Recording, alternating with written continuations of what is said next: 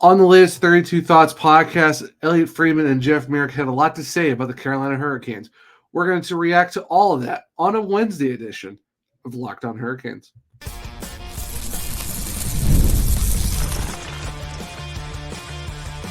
Your Locked On Hurricanes, your daily podcast on the Carolina Hurricanes, part of the Locked On Podcast Network, your team every day.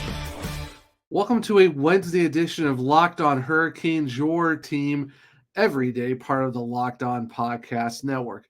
Thank you to the Everydayer for making this your first listen today. 5 days a week, Monday through Friday, talking everything about your Carolina Hurricanes. I am your host, Zach Martin. I am the Carolina Hurricanes beat writer over at the Hockey Writers. I also do some AHL coverage over at the Calder Times. I am the co-host of the Searchcast, which is a weekly Carolina Hurricanes podcast, along with all of my duties here at Locked On Hurricanes. Got a very exciting Wednesday episode for everyone. Going to be doing a lot of reactions to the latest 32 Thoughts episode podcast with Elliotte Friedman and Jeff Merrick of Sportsnet. And, they had a lot of interesting things to say on the latest show that they did on Tuesday, following Monday night's game of the Game 2 of the Stanley Cup Final. They talk about Eric Tulsky, Martin Necas, and a little bit of a shout out to the Junior Canes program. So we're going to react to all that today on today's show. But before we get into all of that, today's episode is brought to you by Game Time. Download the Game Time app, create an account, and use code LOCKEDONHL for $20 off your first purchase. Terms apply. So like I said, we're going to jump into a lot of things that Friedman and Merrick talked about on 32 Thoughts podcast. And if you're not subscribed to that show, I would highly recommend it. They have a lot of good stuff. If you're looking for something that's a little bit more, a lot of national stuff, of course, make sure to listen to that after you listen to this episode, of course. But it's definitely a good go-to, especially one that I listen to a lot because they do a really good job. So they talked about a lot of interesting things on the show, and one of them was about Eric Tulsky. Now, to go back a little bit on the timeline in terms of everything that kind of happened, it was back on Monday night where Frank Saravalli tweeted out that he had some sources saying that the candidates for the Carolina Hurricanes general manager search have been notified that the team planned on doing to fill their role internally, and it's believed that Eric Tulsky will be the next Hurricanes GM. He had the interim GM tag placed on after Don Waddell joined the Columbus Blue Jackets. Now, it's not officially official yet, but from what Frank Saravalli said Monday night and what Elliotte Friedman and Jeff Merrick were talking about on Tuesday's episode of 32 Thoughts, it seems that it's right now unofficially official. It just hasn't really been done by the team yet, saying that it's officially done, that the interim tag will be taken off Eric Tulsky. But from all signs, it points that he will be the next general manager of the Carolina Hurricanes. But like I said, it's currently unofficial. And from what Elliotte Friedman was saying is that the Hurricanes view Eric Tulsky as the right guy for the organization to take over as the general manager. And Friedman also said that he heard from other general managers that if the Hurricanes would not have taken Tulsky, there might have been rumblings of him possibly not being happy, and they're not sure how he would react. Now, if you go to my episode last week where when I went over the interviews that Corey Laviolette did with Eric Tulsky along with assistant general manager Darren York, they both said they said no matter who got picked as the GM, they both would have stayed in Carolina. So I'm curious to see what general manager kind of reached out to Friedman and kind of gave like a thoughts of what might have been the feelings from Eric Tulsky if he did get the position. But reading the actual interviews myself, and of course, talking about it here on the podcast, and the fact that, from what Tulsky and York both said, they are happy in Carolina, and if they weren't picked, they'd still stay here because it's not about who's running the ship, it's about the whole crew. So either way, I don't think it would have been a huge deal. But from what Friedman was told, he said it would have been a huge risk not to make Eric Tulsky the GM, as he was well respected and known around the league. So someone else would have possibly offered. It's curious to see who possibly would offer. I know in the past, Tulsky was, interviewed by the Pittsburgh Penguins along with a few other teams too. And I know he was high on the list for the Toronto Maple Leafs, the Minnesota Wild I heard were linked to him. There was a bunch of different teams looking at trying to get Tulsky from Carolina. Thankfully, that didn't really happen. Of course, the Hurricanes did, Don Waddell did leave Carolina, done with the Columbus Blue Jackets. But from what it seems like, Eric Tulsky will be that guy for the Hurricanes. And rightfully so. I mean, and Friedman said it, and Jeff Marek also said it too.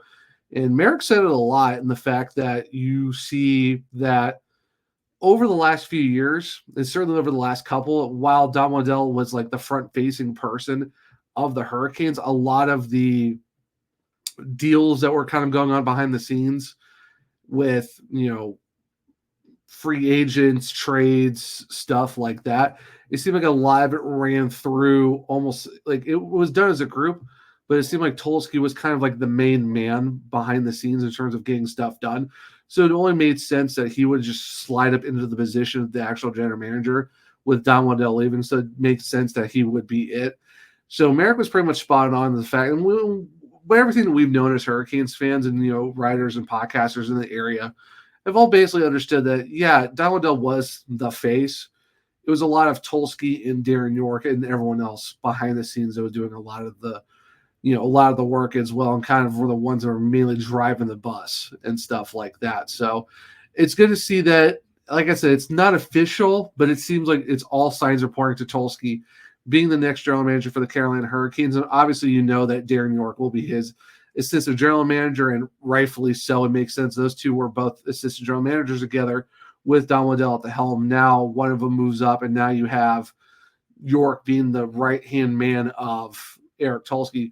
So the Hurricanes are still in good hands. Now it's, do you move someone else up to become the other assistant general manager, or you just look to add another body to the front office of the Carolina Hurricanes, as now they have to, fill a spot that Don Waddell left, that Eric Tulsky moves into. Now you got to fill another body in the front office. But I wouldn't be surprised if it's someone that they're really looking after in terms of just adding to that group. But big props to Eric Tulsky for being one of those, for, as of right now, the official general manager of the Carolina Hurricanes. And one of the other things that they did talk about in terms of everything that's going on with Tulsky and the Hurricanes and stuff like that, with what Carolina is dealing with right now, is they're really looking at taking care of their unrestricted free agents first before you go to the restricted free agents. With the restricted free agents, you're looking at, Dylan Coghlan, Martin Necas, Seth Jarvis, and Jack Drury. It's a very small list of RFAs they're going to have to deal with. So one of their main priorities right now is looking into that laundry list of UFAs. You're talking to Teravainen. You're also looking at, defensemen of Brady Shea, Brett Pesce, Jalen Chatfield, Jordan Martinook in the forward core, Steph Nason. So you're looking at a lot of guys that they're going to have to try to figure out if they're going to bring back. And, and as of right now, I know if you're a Hurricanes fan, if you're a local writer for the team, stuff like that, it's tough to say what the Hurricanes are going to do, because as of right now, you're used to hearing the Hurricanes are linked to certain guys, certain trades they might be interested in. And right now it's kind of all quiet on the Western Front for the Hurricanes. If you look at how there's not a lot of news outside of one particular player that keeps getting mentioned a lot. I know I've talked about him ad nauseum over the last couple shows and, all last week as well. And, we are going to talk about a little bit because he was brought up, like I said, by, Elliotte, Friedman, and Jeff Marek on 32 Thoughts, and it's Martin Necas. But as of right now, there's not a lot of stuff going on other than them signing Ryan Suzuki a couple weeks back. And that's kind of like the only signing the Hurricanes have done as of late. So, and like I said, as of right now, you don't know what it's next for the Hurricanes. Is there certain guys that might be close on? Is there guys that are probably linked to for free agency that starts on July 1st, which as of right now, if you are counting the days, you're about, like just a tad under 3 weeks away, because you're on the 12th. So you're looking at possibly 18 days, 19 days away from, free agency starting in the re-sign phase. So it's very interesting what is going to happen with the Hurricanes. But I know their big intent was the unrestricted free agents. But as I said, there's one particular player that's kind of shot to the top of the priority list in terms of what the Hurricanes are going to need to figure out for this offseason, and it is their restricted free agent in Martin Necas, and what Friedman and Marek talked about in terms of that situation, which we'll get into here in a second on a Wednesday edition of Locked On Hurricanes. Game Time makes getting NBA final tickets even faster and easier. Prices on the Game Time app actually go down the closer it gets to tip-off. With killer last-minute deals, all-in prices, views from your seat, and their lowest price guarantee, Game Time takes the guesswork out of buying NBA tickets. The one thing I like really using about the Game Time app is the fact that you get a lot of last-minute deals on tickets. You also get flash deals and zone deals as well, and it's easy to get the views from your seat at the venue itself before you actually buy the tickets. With last-minute deals, you can save up to 60% off buying last minute for sports, along with concerts, comedies, theater, and so much more. It's not just about sports. It's about events in general. With their flash deals, you can save even more with exclusive in-app deals on select seats ahead of the game or the event itself. And with their zone deals, you can save more when you choose a section, but you let the Game Time app choose the seat for you. And in terms of their seats, this feature I really like that they have is the fact that you have the seat views, which gives you a panoramic view from your seat in the app before you buy, so that way you know what you're going to be looking at before you get to the actual event itself, so that way you're no obstructed views and stuff like that. Take the guesswork out of buying NBA final tickets with Game Time. Download the Game Time app, create an account, and use code LOCKEDONNHL for $20 off your first purchase. Terms apply. Again, create an account and redeem code LOCKEDONNHL. That's LOCKEDONNHL for $20 off your first purchase. Download Game Time today. Last minute tickets, lowest prices guaranteed. Welcome back to segment 2 of Locked On Hurricanes, your team every day. So like I said at the end of the first segment, talking about how the Hurricanes want to really focus on their unrestricted free agents, but there's been a player that's been made the top priority in terms of what the Hurricanes need to do this offseason. That is Martin Necas. I know this week I've already talked about him a couple times. Monday's episode was very, very interesting in terms of the reactions to the Martin Necas Jacob Markstrom deal. And then Tuesday's episode, which I thought was a lot of fun, and it seems like a lot of people enjoyed that too from what I've seen on social media and just the comments here on YouTube as well. And the fact that you were looking at possible trade targets with the Boston Bruins, Vegas Golden Knights, and the Philadelphia Flyers. So if you guys really enjoyed that type of stuff, let me know in social media and also in the comment section if you want me to try to look at other possible teams. So if you have teams in mind that you want me to take a look at in terms of possible deals, just shoot them my way, and I will do those for future episodes. But with Martin Necas, Friedman and Marek did bring up the fact that situation in general for Martin Necas with the Hurricanes is leaped to the top of their priority list. So the thing is, there's a feeling that a trade is extremely likely, and Necas is more so the one who wants to move on. Now, Friedman did say that Necas hasn't said it publicly, but privately, he would venture to guess that Martin Necas has let the team know and has let certain people know that he does want to move on from the Hurricanes. And they thought there was some traction they did pick up over the weekend, where in terms of maybe the Hurricanes would have been able to keep Martin Necas, but it seems like it's the opposite effect, where it looks like that Necas does want to go, and he's the one that is kind of pushing for them to make a move to deal him. Now the Hurricanes still have control over him. He is a restricted free agent. There could still be the possibility they could still keep him and bring him back for a year. It all really depends, but it seems like from what Friedman and Marek are saying, mostly Friedman, is that a trade is extremely likely. Now, the thing is, you haven't really heard any rumblings of who the Hurricanes are looking at or what they could be. We all know what the what is. Their ask is from the certain teams is they want a star player coming back in to replace the star player that's going down to Martin Necas. Now, they've probably told teams, from what Marek said, or from what Friedman said, is the fact that they've told teams you're almost close, and there's other teams that you're not close. And it makes you wonder if the teams that aren't close, are they going to try to find a way to sweeten more of their deals to make it where it works and, hit that asking price that the Hurricanes want. Like I said, we all know what the asking price is. They want a bona fide star right away coming back in to replace Martin Necas.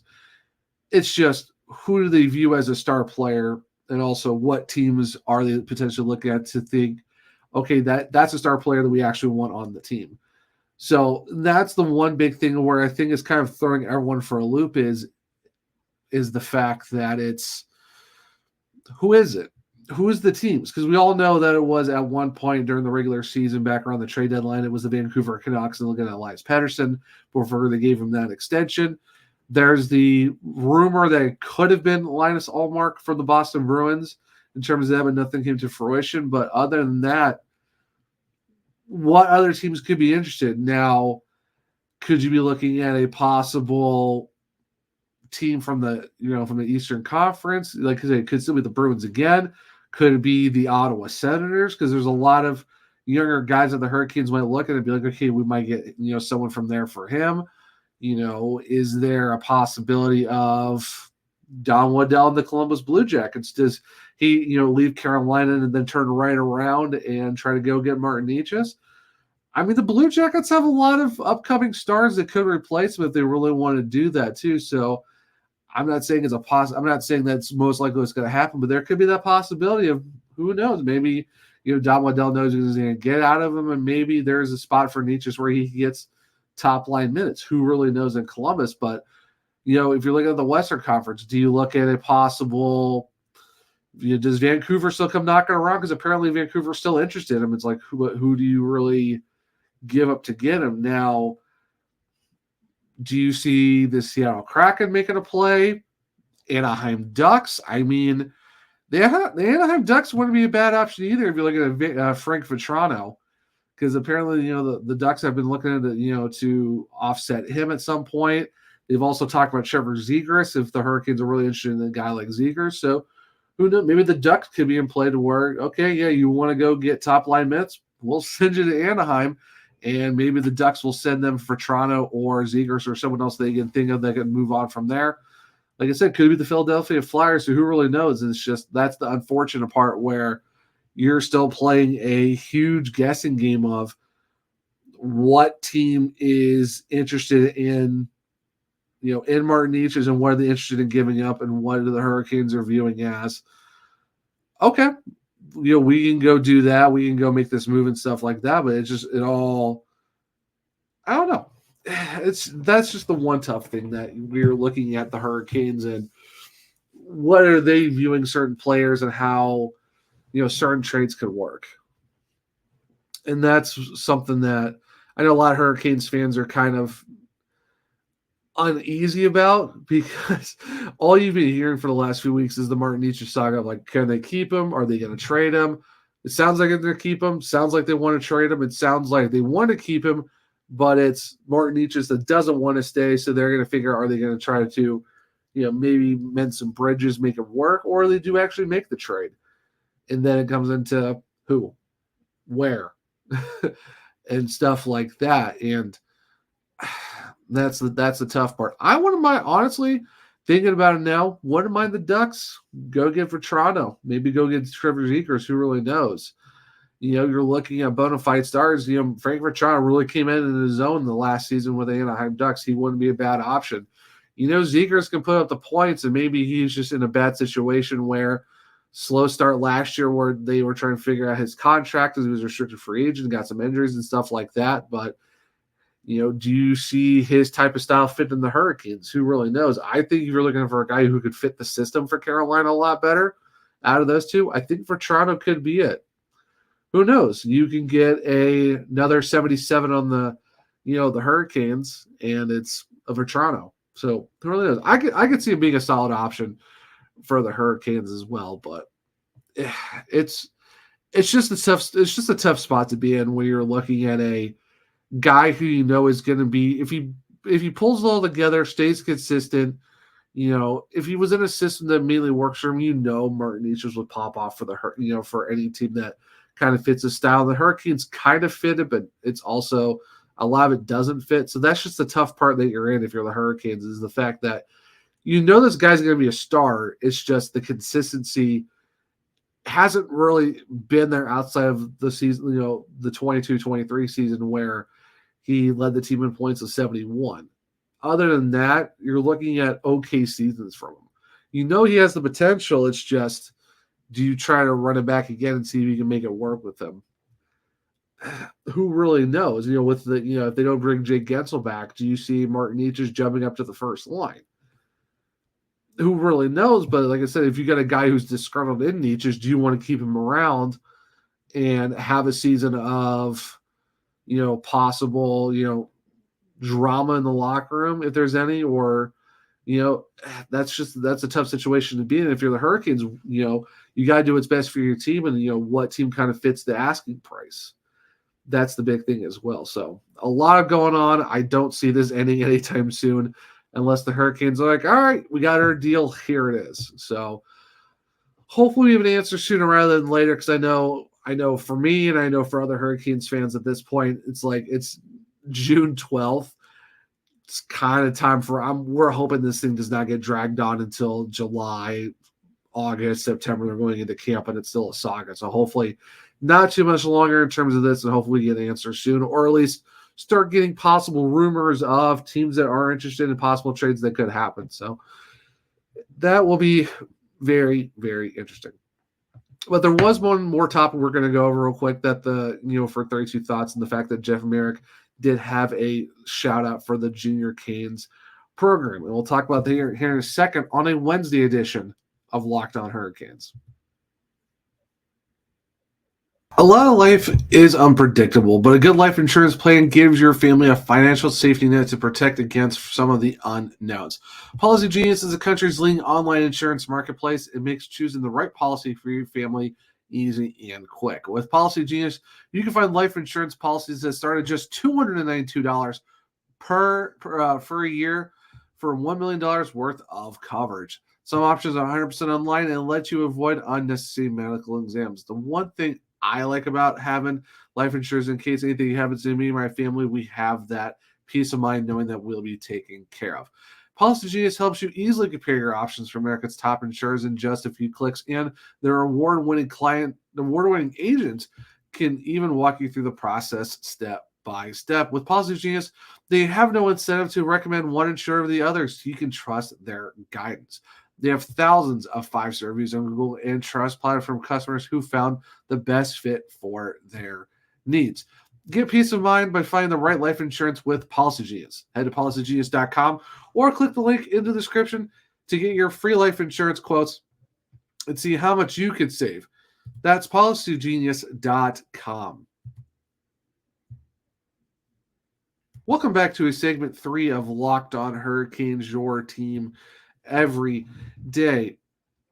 And the one last topic we're going to go over is actually about the Carolina Hurricanes Junior Canes program, and the fact that it got a big boost and a big shout out from Jeff.Marek, like I said earlier in the show, on 32 Thoughts, the podcast, where he even said, quote, "The Junior Canes program is excellent," and he is 100% right. It is very much so. It is a great, great program if you're looking for, in terms of what, if you're looking for junior hockey and stuff like that, especially in the area.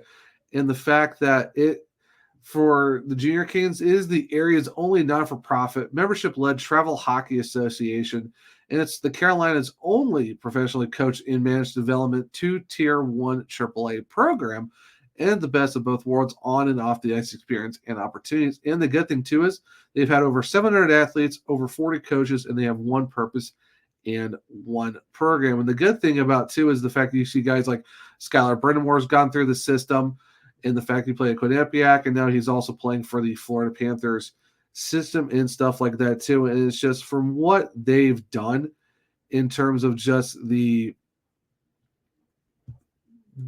players that they've seen, and just everyone who's gone through the system and has gone really well for their careers. Like I said, Brind'amour, Josh Wesley, he's with the Utah Grizzlies. They have so many players that have gone through the system and stuff like that, and it's just good to see. And the fact that you even look at the NWHL. Colleen Murphy went there for the Metropolitan Riveters.